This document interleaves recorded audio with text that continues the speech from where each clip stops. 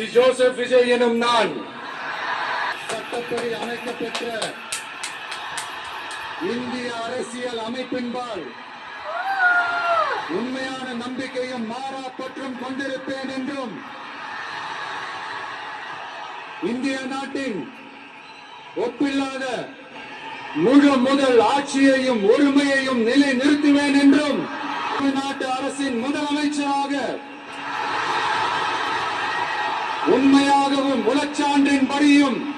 என் கடமைகளை நிறைவேற்றுவேன் என்றும் அரசியல் அமைப்பிற்கும் சட்டத்திற்கும் இணங்க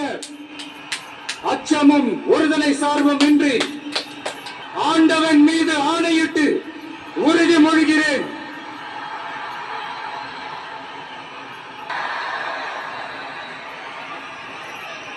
தமிழ்நாட்டு அரசின் முதலமைச்சர் என்ற முறையில்